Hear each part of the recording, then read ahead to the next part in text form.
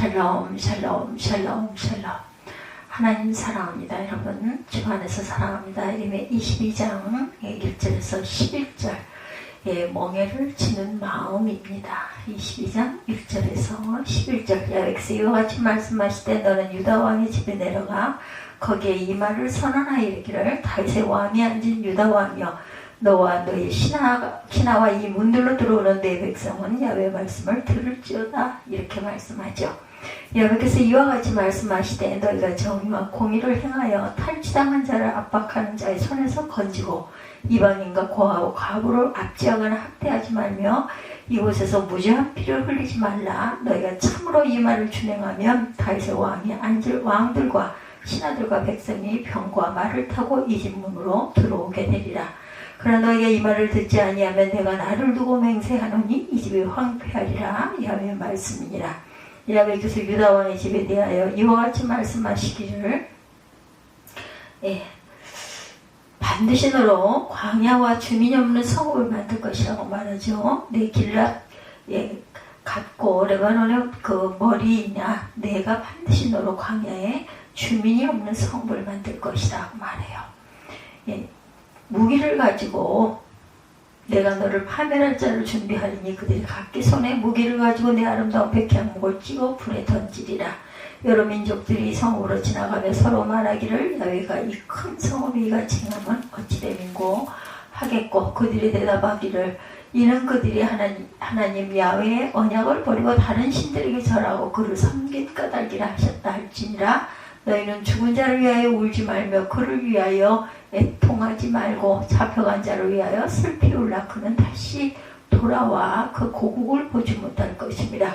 야훼께서 유다 왕 요시아의 아들 곧 그의 아버지 요시아를 이어 왕이 되었다가 이곳에서 나간 살룸에 대하여 이와 같이 말씀하시니라. 그가 이곳으로 다시 돌아오지 못하고 잡혀간 곳에서 그가 거기서 죽으니 이 땅을 다시 보지 못하리라. 12절까지 제가 읽었습니다. 여러분들 명절 피로라는 거 아시죠? 추석이나 설 때 명절 피로. 어디 지방 멀리 부모님 찾아뵙고 올라올 때 명절 피로 피로하죠. 길이 많이 막히기도 하고 요즘에 근데 고속도로 아주 좀 소통이 원활합니다. 많이 나눠서 다니시기도 하고 시간 조절들을 잘 하셔가지고 추석이 그래도 가장 아름다운 모습이다 이런 이야기를 하죠. 설보다 추석이 더 많은 것 같아요. 가족을 만나는 일, 부모를 찾아가는 자녀들, 또한 자녀들 집을 방문하는 부모님들 아주 보기가 좋은 모습입니다. 그런데 추석이 돼도 만날 수 없는 사람들이 있죠. 북한 땅에 고향을 두신 분들입니다. 얼마나 고향 생각이 나겠습니까? 얼마나 짙은 고향 향수가 늘 그리울까요? 정지용 시인의 향수라는 시 여러분들 아십니까? 이 시는 노래가 되어 많은 이들에게 사랑을 받고 있는데 이 시를 읽노라면 삶의 고단함이 그대로 느껴집니다. 그중 몇 부분을 보면 질화로에 재가 식어지면 비인 밭에 밤바람 소리 말을 날리고 옅은 졸음에 겨우 늙으신 아버지가 집베개를 도다 고이시는 곳이라는 구절이 있어요. 질화로에 재가 식어지면이라고 했는데 예전에 난방시설이 변변하지 않아 질그릇도 화로에 아궁이 장작불 남은 불을 담아서 방안을 데웠죠. 저도 기억이 납니다. 근데 질화로에 재마저 식어서 냉기가 감도는 밤에 늙은 아버지가 주무시고 계실 때 얼마나 추우실까 마음이 아팠다는 거죠. 베개도 제대로 없어서 집베개를 대고 주무신다. 가난이 느껴지죠. 그 중에도 아내에 대한 묘사는 더욱 마음에 걸립니다. 아무렇지도 않고 예쁠 것도 없는 사철 발벗은 아내가 따가운 햇살을 등에 지고 이삭죽통 곳이다 하는 구절이 나오죠.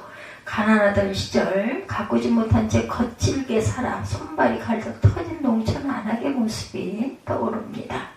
신발도 제대로 신지 못하고 사철 맨발로 이삭을 줍는 아낙네. 그러다 보니 여인은 아무렇지도 않고 예쁠 것도 없어요.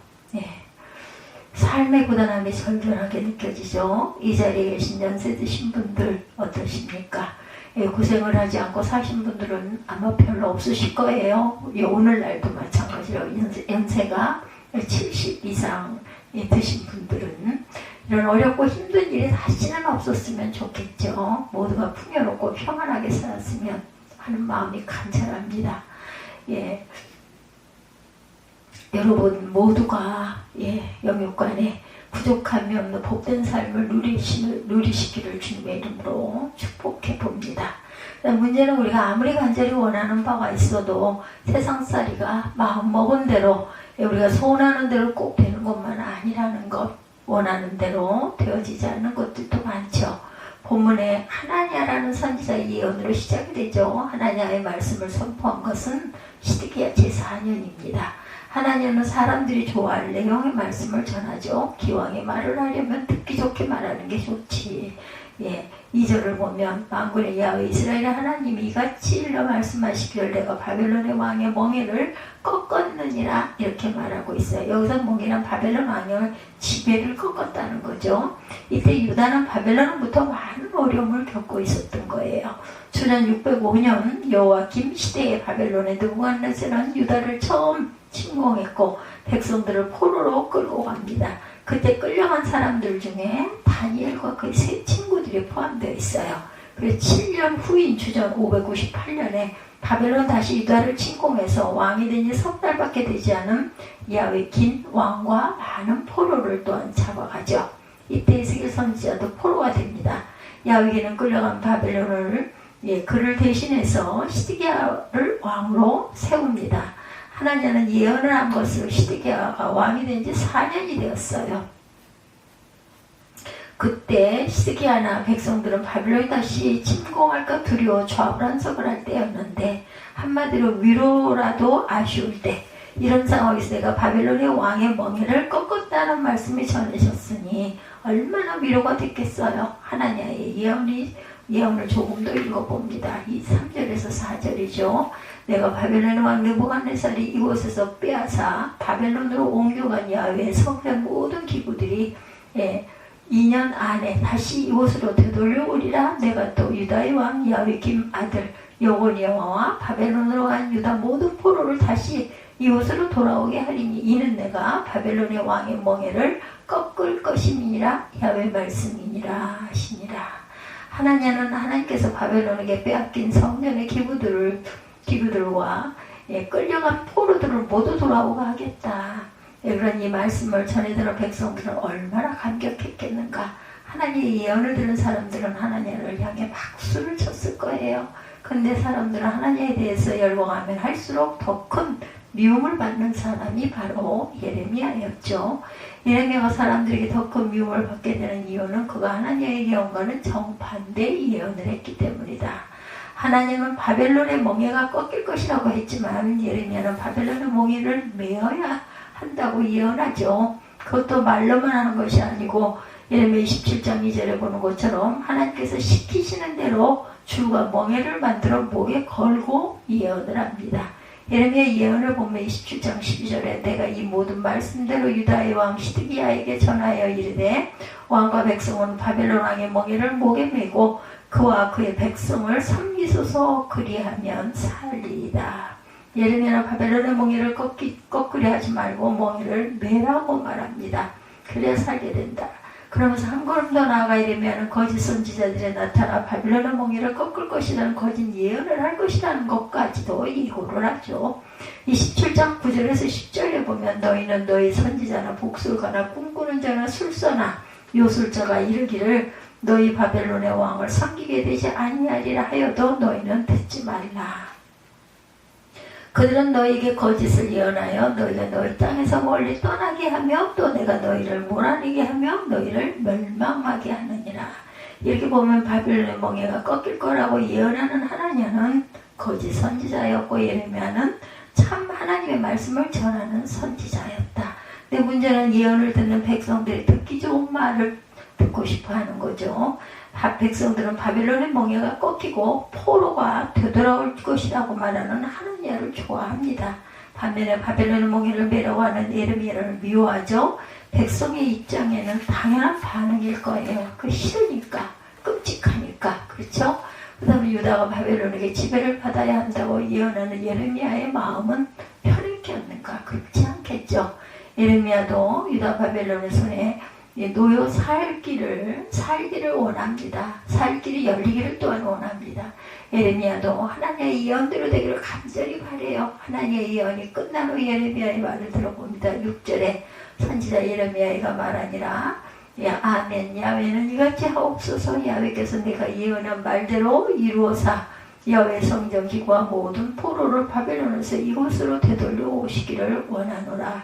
나도 내 말대로 되기를 원한다. 야훼께서 성전 기구와 포로들이 돌아오기를 바란다고 할 것입니다. 그렇다면 예레미야도 하나님처럼 예언하면 미움을 받지 않을 수 있을 텐데, 그러나 예레미야로서는 그럴 수가 없다. 그 이유는 선지자는 오직 하나님의 말씀만 전해야 하기 때문이다. 말씀을 전하는 데 있어서 선지자는 선택의 여지가 없어요. 선지자에게는 하나님의 말씀을 있는 그대로 전하는 것이 무엇보다도 중요한 일이었다.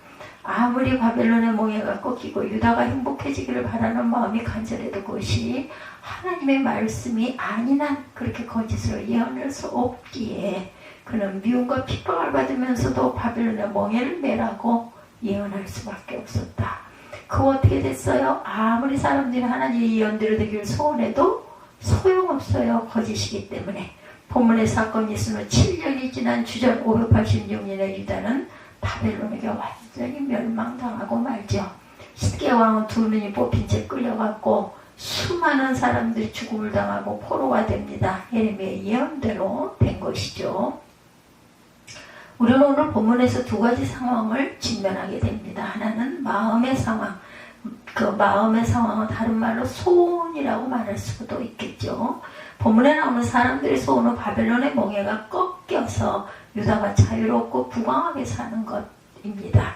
그러나 앞에서 본 것처럼 소원대로 이루어지지가 않아요. 유다는 백성들의 소원과는 달리 바벨론에게 멸망을 당하죠. 여기서 우리가 직면하게 되는 또 하나의 상황, 그것은 눈앞의 현실이죠. 유다 백성들은 그들이 원하는 소원과 달리 나라의 멸망과 포로 생활이라는 현실과 맞서지 않으면 안 됐다. 이것이야말로 눈앞의 현실이다. 사람들은 누구나 이 두 가지 현실사에서 방황합니다. 어떤 때는 마음의 현실에 취해서 살죠. 꿈을 꾼다는 거죠. 사업을 하는 분들 곧 잘 될 거야. 경기도 회복될 거야. 조만간 주문 물량도 늘어나고 수입도 늘어날 거야. 이렇게 생각을 합니다. 자식을 키우는 부모는 저 녀석이 지금은 저래도 곧 정신을 차리게 될 거야. 틀림없어. 저 녀석이 머리 하나 좋으니 늦었지만 이제라도 열심히 하면 반드시 좋은 결과가 있을 거야 라고 생각합니다. 병약한 분들은 수술도 끝났으니 조만간 회복될 거야. 보약 좀 먹고 운동을 계속하면 끄떡없어. 다시는 병원에 신세지지 말고 살아야지. 이렇게 소망합니다. 그러나 이런 소원대로 모든 일이 다 잘 되지는 않는 거죠. 회사가 잘 되기를 기대하지만 오히려 회사를 폐업해야 하는 상황도 있고, 아들 녀석이 정신을 차리고 공부하기를 원했지만 그 녀석이 아예 학교를 자퇴하는 경우도 있습니다. 건강을 소원했지만 수술 후에 여전히 병원 문턱을 계속 드나들다가 결국은 돌아가는 분들도 있죠. 어때요? 지금 우리는 무엇을 원합니까? 또 지금 그 소원과 다른 어떤 어려운 현실에 저와 여러분은 살고 계십니까? 또 소원과 너무도 다른 현실에 사는 마음들은 또한 어떠십니까? 안타깝죠. 그 현실을 어떻게 우리가 살아내야 할 것인가? 이런 현실 앞에서 선택은 여러 가지가 있겠죠. 어떤 이들은 삶을 포기합니다. 전쟁 후에 가족을 잃고 모아놓은 재산도 잃고 고향도 잃어버리고 포로가 되었을 때 그 어려움을 어떻게 견디겠는가? 많은 이들이 스스로 생명을 끊어요. 그렇죠? 어떤 이들은 살기는 살지만 현실을 저주하고 원망하며 죽지 못해 삽니다. 의욕도 없고 술로 밥을 지새우는 이들도 많죠. 그러나 이런 태도는 신앙인의 태도가 아니죠. 오히려 예레미야는 그 상황을 견디라고 말합니다. 바벨론의 몽해를 기꺼이 매라. 27장 11절에 그러나 그 목으로 바벨론의 왕의 몽해를 메고 그를 섬기는 나라는 내가 그들을 그 땅에 머물러 밭을 갈며 거기서 살게 하리라. 살 수 있는 길은 오로지 한 개, 순종하고 몽해를 매라. 우리가 더 강한 성도가 되기를 원해요. 강함은 두 가지입니다. 아무런 어려움도 없는 유복한 상황에 살면 난 강하다라고 말하는 것은 거짓된 거죠. 진정한 강구는 전쟁을 치르는 과정에서만 알 수가 있다. 평화 시기에 아무리 우리 군대는 강하다고 외쳐보아도 막상 전쟁을 해오기 전에는 알 수가 없다는 거죠. 진정으로 강함은 시련 중에만 드러난다는 거예요. 말할 수 없는 시련을 온몸으로 견뎌내는 것이야말로 진정으로 강한 것이다. 이 말씀을 준비하는 과정에 가장 많이 생각난 분들, 우리 돌아가신 부모님들, 아니면은 정말 고생하고 고통받다가 돌아가신 분들, 이런 그분들 생각이 나죠. 정말 그 6.25 전쟁을 온몸으로 겪으신 분들 얼마나 정말 고통스러웠을까. 저는 못 겪었지만 상상만 해도 기가 막히죠. 죽고 싶은 생각이 아마 수도 없으셨을 거예요. 그분들 사시면서. 그러나 그렇게 하지 못하고 살아남은 단 하나의 이유는 믿음이 있었기 때문이었겠습니다. 그 믿음 하나로 힘들고 모진 세월을 살아내신 거죠. 그래서 그 돌아가신 부모님들, 고생만 하다 돌아가신 부모님들, 눈물로 하나님 앞에 엎드리면서 살아오신 분들, 그죠? 세상을 놀라게 할 대단한 업적을 남기지는 못하셨지만 주어진 현실을 믿음으로 감당해 오셨다는 사실만으로도 충분히 귀한 분들입니다. 부모님도 없이 앞도 보지 못하는 상황에서, 누나까지 죽은 상황에서 동생 둘과 함께 견디며 살아온 강영우 박사 같은 분, 정말 존경받아 마땅한 이유가 바로 여기 있죠. 홀로 박수를 주어서라도 그 삶을 지켜가시는 어르신들의 모습, 주변에서 요즘에도 보입니다. 그렇죠. 남편을 먼저 보내고 가난을 견디면서 자녀를 키워나가는 어머니들 존경받아야 마땅하죠. 이런 의미에서 이 땅의 모든 부모님들은 정말 귀합니다. 민주화도 경제발전도 이루어지지 않은 우리나라의 지난 시절을 잘 참고 살아 오늘의 대한민국의 초소에 되신 분들을 우리는 정말 감사하고 존경해야 되죠. 그 어려운 현실을 이기며 독일의 광부와 간호사가 되어서 지하 갱도에서 열기와 싸운 분들, 예전에 저 어린 날 이 간호사 파병이 많았습니다. 그래서 그 어려운 현실을 이기고 독일까지 가서 간호사로 또한 광부로 일하신 분들, 지금은 아주 나이가 많은 할머니들, 아니면 돌아가셨거나 그러시겠죠. 우리는 무지갯빛 환상 속에 살기를 원하지만 눈앞의 현실이야말로 우리의 삶이 이루어지는 현장이다. 참 신앙의 꽃을 피우고 열매를 맺어야 할 현장입니다. 참 신앙의 힘은 거기서 발휘되어야 되겠죠. 하나님께서는 멍에를 지지 않는 그 사람으로의 행운보다 멍에를 지면서 살아온 이들의 눈물을 100배나 소중히 여기신다라는 것, 예수께서도 기꺼이 멍에를 매는 삶을 보여주셨죠. 손수 보여주십니다. 자신의 멍에는 다름 아닌 십자가였습니다. 예수께서 십자가를 참으셨기에 우리가 생명을 얻었죠. 구원을 받았습니다. 하나님께서 나는 마음이 온유하고 겸손하니 나의 멍에를 메고 내게 배우라. 그리하면 너희 마음이 쉼을 얻으리라 말씀하세요. 멍에를 벗어던짐으로써 쉼을 얻는 게 아니라 멍에를 지고 견디고 극복했기 때문에 너희가 쉼을 얻을 수 있다라는 것입니다. 그런 면에서 하박국 3장 17, 8절에 비록 무화과 나무가 무성하지 못하고 포도나무가 열매가 없고 감람나무에 소출이 없고 밭에 먹을 것이 없으며 우리의 양이 없고 외양간에 소가 없을지라도 나는 야훼로 말미암아 즐거워하며 나의 구원의 하나님으로 말미암아 기뻐하리로다. 이렇게 고백하고 있습니다. 나무도 무성하지 못하고 열매도 없고 양도 소도 없어도 야훼 하나님을 바라보는 믿음으로 이겨나가는 삶이 우리 모두에게 있기를 주님의 이름으로 축복합니다. 쉽게 포기하지 맙시다. 그리고 참고 견디고 걸어가십시다. 오늘을 견디는 사람에게 내일의 기쁨이 주어진다라는 것. 바벨론의 멍에를 기꺼이 지고 포로 생활을 견뎌낸 사람들은 페르시아 왕 고레스 때 고국으로 돌아오게 되죠. 이 놀라운 복은 포로의 상황에 절망하고 삶을 포기한 이들 결코 맛볼 수 없는 것이었어요. 이긴 자에게만, 견딘 자에게만 주어진 복입니다. 앞으로도 말씀드린 그 앞에서 말씀드린 정지용의 향수의 끝자락에 보면 초라한 지붕, 흐릿한 불빛에 돌아앉아 도란도란거리는 곳이란 대목이 나오죠. 지붕도 초라하고 불빛도 흐릿하지만 거기 사랑과 기쁨이 있다는 것. 가족들이 그 어려운 상황에도 절망하지 않고 도란도란 이야기를 나누고 얼마나 아름답습니까? 지상의 천국이죠. 장차 우리가 들어가게 될 천국은 여러 어려움 속에서도 지상 천국을 이루는 성도들의 몫이라는 것. 세상살이가 고단하다고 해서 그 삶을 포기하는, 세상살이가 지옥처럼 여기는 자에게 장차 천국은 결코 주어지지 않는다는 것. 믿음으로 오늘을 이기고 우리가 항상 주님이 주시는 말씀 속에서 아니면 찬양 속에서 우리가 생명을 얻고 귀한 우리의 그 인내 속에서 또한 소망을 발견하는 저와 여러분 되시기 바랍니다. 인생의 어려운 순간마다 주의 약속 생각해보네. 내 마음속에 믿음 잃지 않고 말씀 속에 위로를 얻네. 주님의 도우심 바라보며 모든 어려움 이기도다. 이 찬양 여러분들 잘 아시죠? 어떤 어려움도 참고 견디면서 믿음의 선한 싸움을 싸워나가는 저와 여러분들이 되시기를 주님의 이름으로 축복합니다. 기도하시겠습니다.